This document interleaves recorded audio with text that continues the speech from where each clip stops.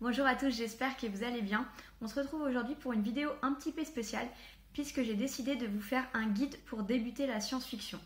Donc moi-même je suis vraiment une débutante dans ce genre et du coup je me suis dit que je pourrais faire partager mon expérience sur ce genre avec vous. Si vous aussi finalement vous avez un petit peu peur de vous lancer dans les classiques de la science-fiction, que vous appréhendez un petit peu mais que vous êtes intéressé par les sciences, la technologie et que vous pensez que ce genre peut être fait pour vous mais que vous ne savez pas vraiment par quoi commencer, alors cette vidéo est faite pour vous. Aujourd'hui, je partage avec vous mon niveau de débutante, c'est-à-dire qu'aujourd'hui, je peux dire que j'aime beaucoup ce genre, que j'ai toujours pas fait le tour, mais que j'ai vu pas mal de choses différentes que je vais vous faire partager, mais évidemment, j'en suis pas du tout au classique du genre de la science-fiction. Je vais y aller petit à petit, mais en tout cas, si ça vous intéresse, si ce genre vous intrigue un minimum, alors je vous fais partager mes conseils de lecture pour que vous aussi vous essayiez et que vous pouvez voir si ça pourrait vous plaire ou pas. Alors la science-fiction et moi, quand est-ce que ça commence? Eh bien ça commence lorsque je suis enfant et adolescente, puisque j'ai un auteur un peu chouchou dont j'ai lu quasi tous les ouvrages. Malheureusement je n'en ai plus aucun. Je pense que je vais me les racheter au fur et à mesure et vous allez me dire oui mais c'est pas de la science-fiction. Effectivement ce n'en est pas. Il s'agit de Jules Verne. Alors Jules Verne, pour moi, c'est l'auteur qui m'a donné envie de lire de la science-fiction. Alors pourquoi? Tout simplement parce que Jules Verne, dans beaucoup de ses ouvrages, il fait part d'avancées technologiques. Alors même si on n'est pas dans le futur, pour nous, lecteurs d'aujourd'hui, on est dans le passé, mais pour lui, disons qu'il était à son époque, mais il avait apporté des innovations technologiques qui n'étaient pas disponibles, il inventait des vaisseaux, on était vraiment dans, on va dire, du steampunk, le début du steampunk au final, hein, avec Jules Verne. Et en fait, Jules Verne m'a donné envie de m'intéresser à la technologie et aux avancées techniques dans les romans. Donc, je les ai quasi tous lus, mais je les ai tous lus en version abrégée pour enfants. Je pense que c'était en version livre de poche jeunesse à l'époque. Juste pour vous donner des exemples où on a des éléments de science-fiction, par exemple tout ce qui est de la Terre à la Lune, donc les voyages dans l'espace. On a évidemment 20 milieux sous les mers. Il y a énormément de Jules Verne qui sont en version BD si vous avez un petit peu peur de vous lancer dans les écrits. Et je vous conseille également les versions abrégées pour enfants que j'ai pu lire donc en étant ado, il y a, on va dire, beaucoup de descriptions qui sont retirées et on se focalise beaucoup plus sur l'aventure et l'action. Mais toutefois, c'est des très bons livres pour commencer et si on a envie de voir en fait si on a cet intérêt pour les techniques, les technologies, les vaisseaux, alors je vous conseille vraiment la lecture de Jules Verne. Je vais vous présenter tout d'abord des petits ouvrages, beaucoup de young adult ou des ouvrages qui mènent science-fiction et un autre genre. En tout cas, pour moi, je pense que c'est le mieux pour commencer puisque grâce à ces ouvrages, vous allez voir si la science-fiction peut vous intéresser et ensuite vous pourrez aller vers des ouvrages uniquement science-fiction. Donc pour ça, j'ai deux livres. Le premier, il s'agit de La Faucheuse de Neal Shusterman. Ici, on est dans de la dystopie. En fait, dans La Faucheuse, on est dans un monde futuriste, donc un petit peu de la science-fiction. Donc on est dans ce monde futuriste où la mort a complètement disparu. On ne peut plus mourir de façon naturelle ou accidentelle. Les crashs d'avion n'existent plus. Si on saute du 3e étage, on va être ressuscité. Il y a des centres de résurrection. Donc la mort, on va dire, ne fait plus partie du quotidien. Toutefois, pour évidemment ne pas avoir une terre complètement surpeuplée, on a une nouvelle communauté qui s'appelle les faucheurs, dont on va suivre deux d'entre eux, deux apprentis faucheurs. Et ces faucheurs sont là pour glaner des gens. Ils ont des quotas qu'ils doivent remplir donc chaque jour, chaque semaine, chaque année, avec un nombre de personnes qu'ils vont choisir de façon soit aléatoire, soit en fonction de certaines variables. Ils sont maîtres de décider comment ils souhaitent glaner les gens. En tout cas, on va suivre deux apprentis faucheurs dans vraiment de l'action et de l'aventure. On a également une grosse part de jeu politique dans cet ouvrage puisque les faucheurs sont un petit peu, on va dire, séparés entre la pensée originelle des faucheurs et pourquoi ils sont là et les nouveaux faucheurs qui sont, on va dire, qui ont une éthique et une moralité un petit peu différentes. C'est un livre que j'ai absolument adoré, ça a été un énorme coup de cœur. C'est de la dystopie, c'est du young adult, c'est très facile à lire. C'est un monde dans vraiment on se sent immergé, qui est très intéressant. J'ai beaucoup aimé évidemment l'aspect résurrection, l'aspect nouvelle technologie et également le Thunderhead, puisque dedans on a un espèce de cloud qui s'appelle le Thunderhead qui régit absolument tout, sauf les faucheurs. Et ce Thunderhead, qu'on verra d'ailleurs dans le tome 2, puisqu'on va entendre le Thunderhead, on aura des pages où c'est lui-même qui parle, c'est vraiment très intéressant. Donc je vous le conseille vraiment, je trouve que c'est un bon livre pour débuter dans la science-fiction tout en restant accessible, young adult, dystopie. C'est un excellent livre qui, je pense, vous donnera déjà des clés pour savoir si les éléments futuristes et la technologie peuvent vous intéresser et peuvent vous donner envie d'aller plus loin. Et ensuite, je vais vous présenter un contemporain, et ils meurent tous les deux à la fin, d'Adam Silvera. Donc c'est un contemporain, donc encore une fois du young adult, donc très accessible également. Alors pourquoi j'inclus un livre contemporain dans ma sélection?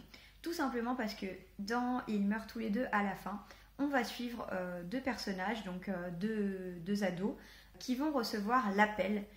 Malheureusement, lorsque Deathcast vous appelle en pleine nuit, ça veut dire que dans le jour suivant, vous allez malheureusement décéder. Ils ne vous disent pas quand ni comment, mais vous savez que vous allez décéder. Et en fait, ici, on est dans un monde plus ou moins futuriste, puisque ça ressemble vraiment au monde d'aujourd'hui, mais on sent qu'il y a quand même des éléments futuristes, puisqu'on n'a pas du tout accès à ces technologies-là. Et en fait, leur monde est vraiment régi par certaines technologies, et donc je trouve que ça peut être très intéressant si vous avez peur d'aller vers de la science-fiction, et que vous voulez un contemporain en ayant quand même ces petits éléments. Donc à la fois on a Deathcast, donc évidemment qui va appeler les personnes qui doivent décéder dans la journée, donc des éléments technologiques que nous n'avons pas aujourd'hui. On a également la réalité virtuelle qui est très prégnante dans ce monde-là. Personnellement, j'ai beaucoup aimé les éléments science-fiction de ce livre.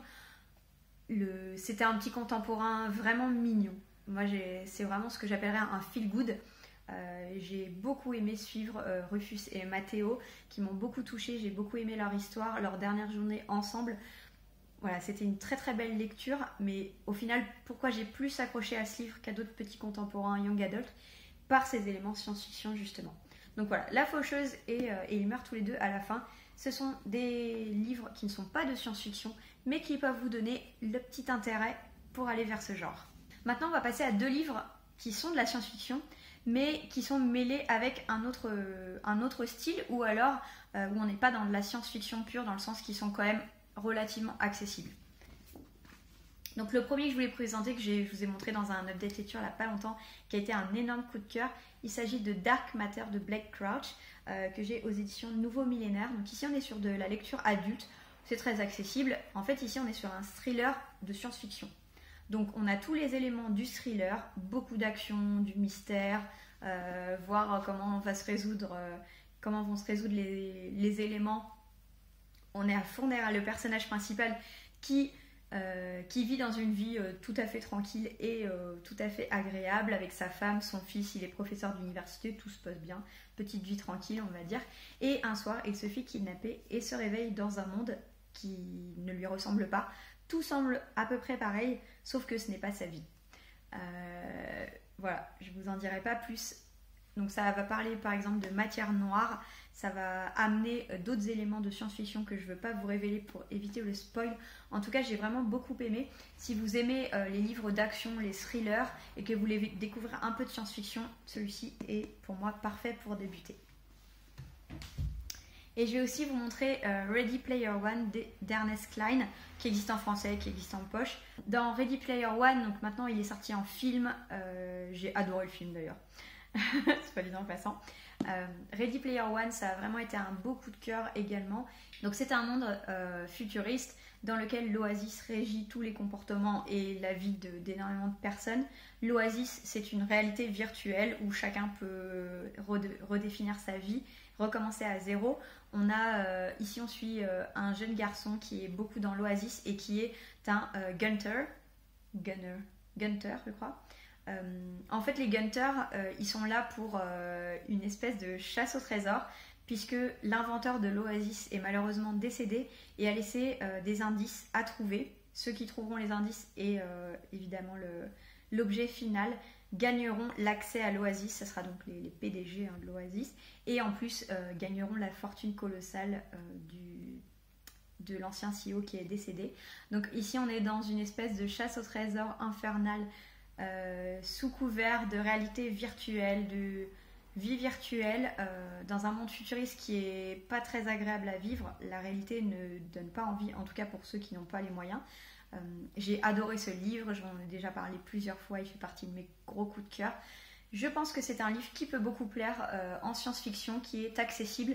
Ceux qui ont vu le film et qui n'osent pas forcément lire le livre en pensant que ça va être la même chose, sachez que la chasse au trésor a été complètement remaniée dans le film, donc le livre peut très bien se lire en parallèle. Il peut être un petit peu descriptif et peut-être avec trop de références pour certains. En tout cas pour moi ça a été un vrai coup de cœur et je vous le conseille 1000 fois.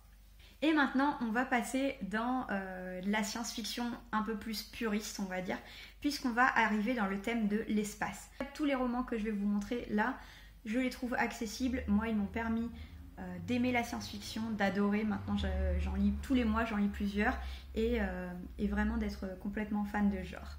Donc, un des plus accessibles sur l'espace que je vais vous présenter, il s'agit de la saga Illuminae. Donc c'est les dossiers Illuminae en français. Donc il existe en français, il y a 3 tomes. Le 3e n'est pas sorti en français encore, mais moi je l'ai déjà lu en anglais. Donc c'est une trilogie d'Amy Kaufman et de Jay Kristoff. En fait, Illuminae, ce sont des ouvrages qui sont écrits d'une manière un petit peu différente, puisqu'on a énormément de dossiers. On a des dossiers, des mails, des conversations de chat. On a beaucoup de descriptions de ce qui se passe dans les caméras de surveillance. Donc c'est vraiment un livre qui se lit très très vite.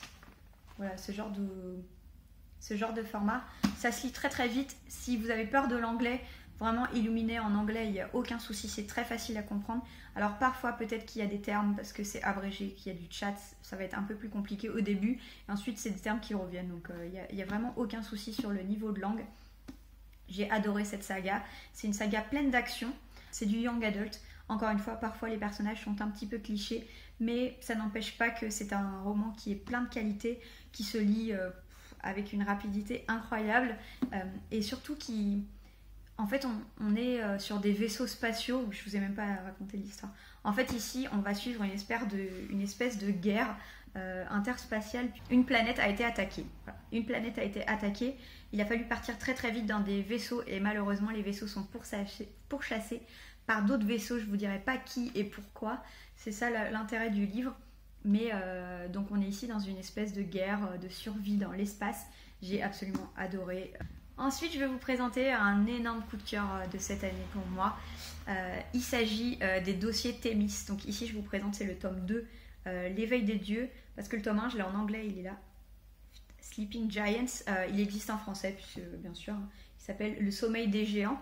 Il y a 3 tomes, le tome 3 est sorti en anglais, mais j'attends la version en français pour me le procurer. Déjà, les livres sont trop beaux, j'aime beaucoup. J'aime beaucoup ce visage dans les étoiles. Donc, les dossiers Thémis de Sylvain Nivelle aux éditions Livre de Poche.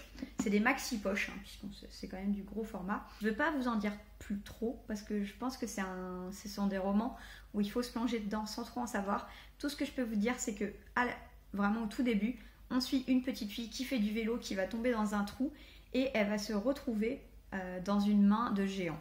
Voilà, une main turquoise, enfin, qui réfléchit de la lumière turquoise dans un trou.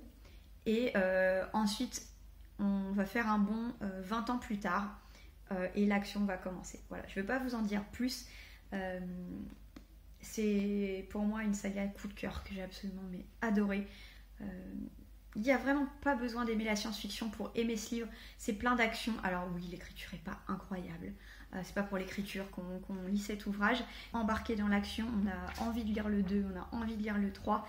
C'est de l'action haletante, il n'y a pas d'autre mot. En plus, en fait, on est également dans un format un peu spécifique, un peu comme les dossiers Illuminés, qui font que ça se lit très très vite, puisqu'il y a beaucoup de dialogues. En fait, on a beaucoup d'entretiens à la base. Je ne sais pas si vous allez voir. Voilà. On a beaucoup d'entretiens, donc fait par une personne avec des membres d'une équipe. Voilà. Je ne vais pas vous en dire plus, parce que sinon ça va gâcher la surprise.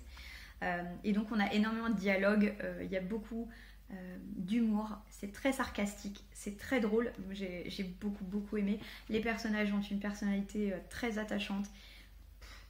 S'il y a un seul, on va dire, une seule série à lire de tout ce que je vais vous présenter aujourd'hui, pour moi c'est ça. Voilà. Trilogie, le 3e vient de sortir qui s'appelle Only Humans. Pas encore sorti en français, j'espère bientôt. En tout cas, je vous incite de tout cœur à lire cette saga. Je fais par niveau de difficulté. Donc on avance un peu plus avec le projet Mars d'Andreas S. Bach, qui est un auteur allemand que j'arrive toujours pas à prononcer, que j'ai ici aux éditions La Talente. Donc ici on est dans de la science-fiction young adult. Donc encore une fois très accessible, c'est très bien écrit. Je vous avais expliqué dans différents updates lecture que j'avais à la fois aimé et pas du tout aimé Phobos. En fait, qu'est-ce que j'aimais dans Phobos, c'était tout simplement le thème de l'espace et tous les éléments science-fiction. Ça, c'est vraiment quelque chose que j'ai adoré dans cette saga. C'est pour ça d'ailleurs que j'ai lu les 4 tomes. Sinon, j'ai vraiment eu du mal avec les personnages que j'ai trouvés pour moi trop caricaturaux. En tout cas, c'est pas...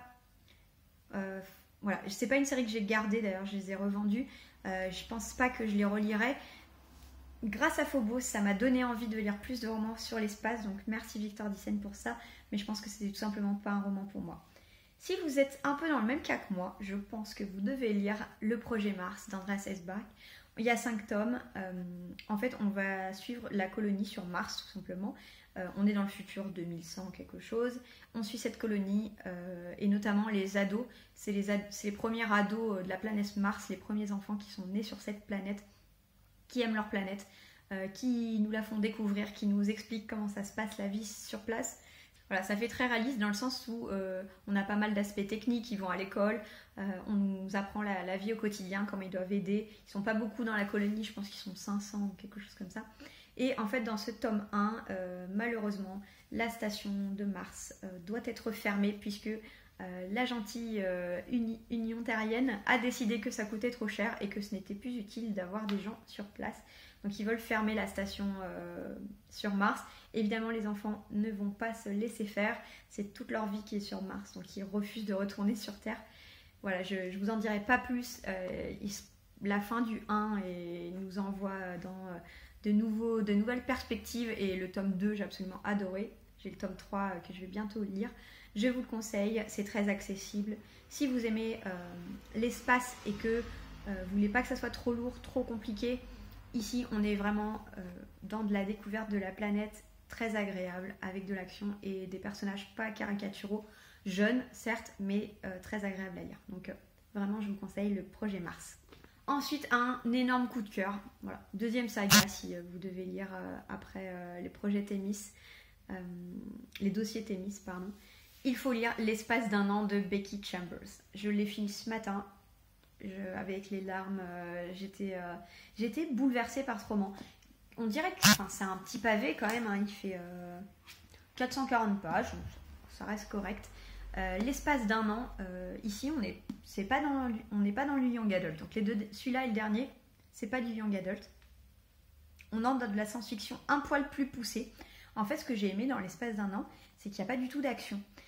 C'est la première fois que je lis ce genre de roman, notamment en science-fiction, parce que à la base on est plutôt dans des space opéras où il y a des guerres, il se passe plein de trucs. Ici on est dans la découverte des personnages, le développement des personnages.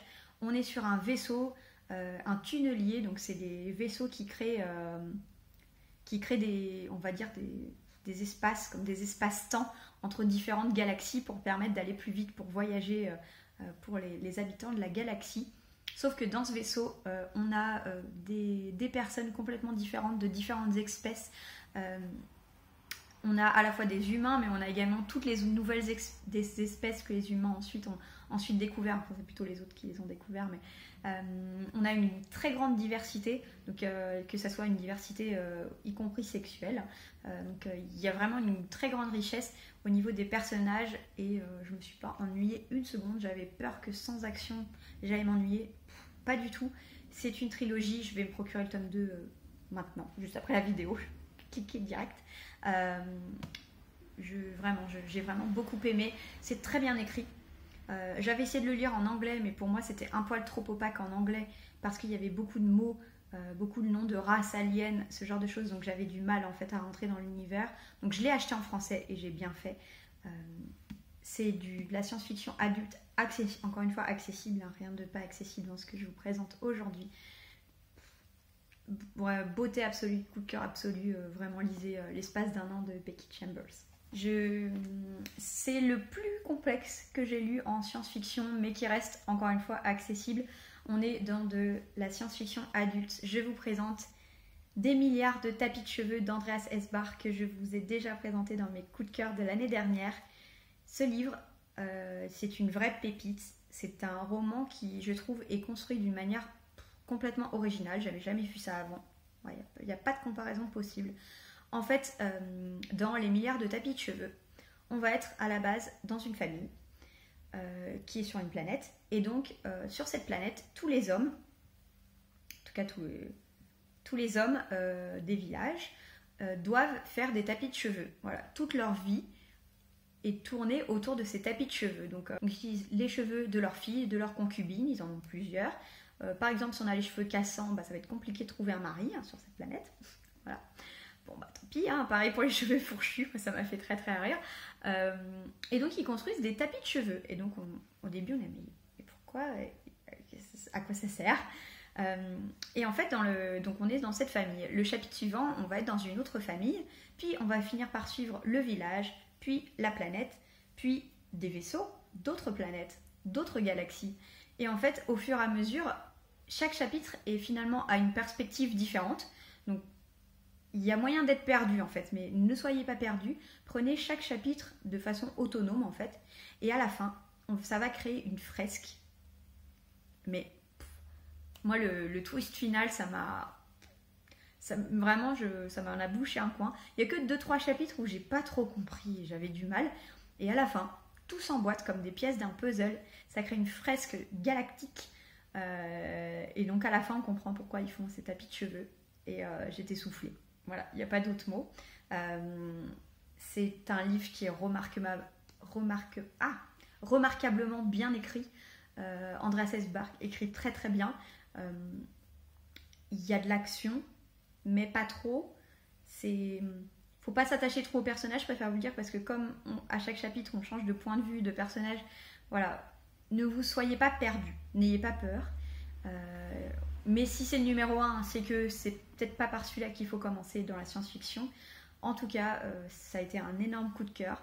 De toute façon, c'est mon auteur préféré de science-fiction. Maintenant, j'ai aussi lu d'autres ouvrages de lui.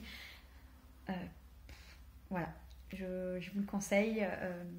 J'en parle, je l'ai lu il y a plus d'1 an et demi et il est toujours dans ma tête. Il m'a toujours surprise. C'est écrit il y a quelques décennies maintenant. Et il fait toujours parler de lui dans les tops science-fiction. Donc vraiment, je vous le conseille. J'espère que cette petite vidéo vous a plu. Encore une fois, je ne suis pas experte en science-fiction. Je voulais juste vous faire part des ouvrages que j'avais pu lire, qui m'ont donné envie de lire ce genre, de continuer à le lire. Et si, comme moi, vous aviez un petit peu peur de vous tourner dans ce genre, et ces ouvrages, je pense, peuvent vous aider à essayer au moins, à voir si ça peut vous intriguer, avoir de l'intérêt pour vous et ensuite aller plus loin dans ce genre. En tout cas, j'espère que cette vidéo vous a plu. Si vous en avez lu certains, n'hésitez pas à me le dire en commentaire. S'il y en a qui vous tentent, mettez des petits pouces bleus si la vidéo vous a plu. Abonnez-vous si ce n'est pas le cas. Et en tout cas, je vous fais de gros bisous. Et puis je vous dis à la prochaine.